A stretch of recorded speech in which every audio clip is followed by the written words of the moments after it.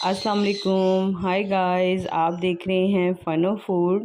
और आज मैं अपने किचन में बना रही हूँ जी बहुत ही टेस्टी और मज़ेदार आलू बैंगन की रेसिपी। बिस्मिल्लाहिर्रहमानिर्रहीम। सबसे पहले मैंने लिया है आधा कप ऑयल और मैं इसमें फ्राई करूँगी आलू। तो आलू मैंने लिए थे आधा किलो, जिन्हें मैंने अच्छे से छीलने के बाद धो लिया और धोने के बाद मैंने उसके क्यूब कट किए हैं और इन क्यूब्स को मैं अच्छे से फ्राई कर लूँगी। इतना हमने फ्राई करना है कि आलू की जो ऊपर की लेयर है वो हल्की सी क्रिस्पी होना शुरू हो जाए, उस पर छोटे छोटे स्पॉट्स नज़र आएंगे आपको। उसके बाद हम इसमें डाल देंगे बैंगन। तो बैंगन की जो ऊपर वाली टैल है उसको इस तरीके से थोड़ा सा ज़्यादा कट करें और उसके बाद उसमें कट्स लगा लें, 3-4 एक साइड पे, 3-4 दूसरी साइड पे, और इस तरीके से उसके 4 पीस करके फिर आप डालेंगे तो उसके अंदर जो कच्चापन रह जाता है या पानी पानी होता है ना, वो नहीं रहेगा। और हाथ काट के आप साथ के साथ इसमें इसका जो कुकिंग का प्रोसेस है वो शुरू हो जाना चाहिए। तो ये कभी भी काले नहीं पड़ते। आप क्या करते हैं, इसको हम पानी में डाल देते हैं कट करके कि काले ना पड़ जाए, लेकिन इसका जो अंदर का टेक्सचर है बिल्कुल स्पंज की तरह होता है और वो पानी को अपने अंदर सोक कर लेता है, जिसकी वजह से ये बहुत ज़्यादा इसमें पानी भर जाता है। और उस पानी को ट्राई करते करते हैं ये जो इसकी जो शेप है, अपनी जो बैंगन की शेप होती है वो सारी मैश हो जाती है। वो पता ही नहीं चलता कि हमने बैंगन बनाया है। तो कोई भी सब्ज़ी बनाए, सिर्फ बैंगन ही नहीं, कोई भी सब्ज़ी हो, उसकी शेप कभी भी ख़राब नहीं होनी चाहिए। पता चलना चाहिए क्या खा रहे हैं, उसका भुर्ता नहीं बनना चाहिए। तो बस ये देखें, दोनों चीज़ों को मैं अच्छे से फ्राई करूँगी और 5 मिनट के लिए इसे कवर कर दें। थोड़ी सी स्टीम बन जाएगी तो इसके अंदर जो अपना मॉइस्चर होता है ना कुदरती बैंगन के अंदर, वो जैसे ही निकल के बाहर आ जाएगा तो बस तेज़ आंच पे फिर आपने इसको फ्राई करना है। बड़ी प्यारी इसमें खुशबू आना शुरू हो जाएगी और आपको पता खुद ही अंदाज़ा हो जाएगा कि ये फ्राई हो गए हैं, क्योंकि कहीं कहीं से ब्राउन होना शुरू हो गए हैं। बस हमने इतना ही इसको कुक करना है। तकरीबन ये 35 या 40% जो कुक हो चुके हैं, ये देखें, बिल्कुल इनको मैश नहीं करना। तो ये जो आलू बैंगन है फ्राई करके रख दिए हैं साइड पे। अब हम इसमें मज़ीद आधा कप ऑयल ले लेंगे और सबसे पहले मैं इसमें डालूँगी 1 टीस्पून ज़ीरा।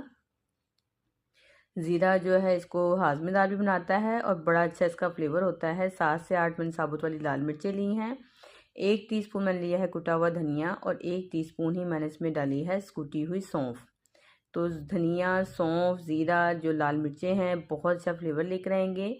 जो हम बनाते हैं ना बैंगन, जो भी है, इसकी जो तासीर होती है वो गर्म होती है। तो जैसे ही आप उसमें सौंफ डालेंगे तो उसकी तासीर को ठंडा कर देंगी। साथ ही मैंने इसमें अदरक लहसुन का पेस्ट भी डाल दिया है और इसको हम अच्छा से फ्राई कर लेते हैं। इसके साथ ही तमाम चीज़ों को फ्राई करेंगे, इसमें एक हल्की सी खुशबू आना शुरू हो जाए। उसके बाद हम इसमें डाल देंगे 1 बड़े साइज़ का प्याज स्लाइस में कट करके। इसे भी हल्का सा फ्राई करेंगे, थोड़ा सा ट्रांसपेरेंट हो जाए, नरम हो जाए प्याज। उसके बाद हम इसमें डालेंगे टमाटर। तो टमाटर जब भी डालें तो आप इस तरीके से पहले क्या करें, गोल टमाटर कट किया करें, यानी कि दरमियान से 2 हिस्से करें और इसके बाद इसके साथ गोलाई में कट करेंगे तो कभी भी इसके जो छिलके होते हैं ना टमाटरों के, वो आपको खाने में नज़र नहीं आएंगे, जो देखने में बिल्कुल अच्छे नहीं लगते। हम क्या करते हैं, उसे सिंपल रफली कट कर लेते हैं और मोटे मोटे चंक्स। तो टमाटर का जो अंदर का गूदा होता है वो तो गल जाता है, लेकिन जो छिलका होता है वो नज़र आता है, वो अच्छा नहीं लगता। तो इस तरीके से टमाटर डालेंगे तो यकीन करें फटाफट से गल जाएंगे। अब मैं इसमें डाल रही हूँ मसाले। 1 टीस्पून भर के मैंने लिया है नमक, 1 टीस्पून पिसी हुई लाल मिर्च, 1 टीस्पून कुटी हुई लाल मिर्च और हाफ़ टीस्पून आप इसमें ले लें हल्दी पाउडर। बस यही मसाले इसमें जाएंगे। नमक मिर्च टेस्ट के अकॉर्डिंग जो है कम ज़्यादा कर सकते हैं। 3-4 साबुत जो हरी मिर्च होती है वो मैंने 3-4 स्लाइस उसके कट करके डाल दिए हैं पीसेस में कट करके। अब इसको अच्छे से भून लेंगे और भूनने के बाद मैंने इसमें डाली है आधी प्याली दही।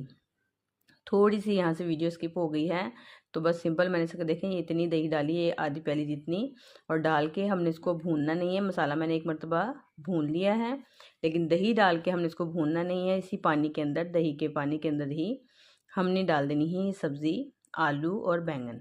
अलग से बिल्कुल मैंने इसमें पानी नहीं डालना, एक कतरा भी पानी नहीं डालना। मैं बहुत कम होता है कि सब्ज़ी में पानी डालने की मुझे ज़रूरत पड़े, मैं अक्सर उनको उनकी ही मॉइस्चर के साथ ही कुक करती हूँ, तो उससे अच्छा बहुत अच्छा फ्लेवर आता है। यहाँ पे देखिए मैंने कवर करके दही के पानी के साथ इसे कुक कर लिया है।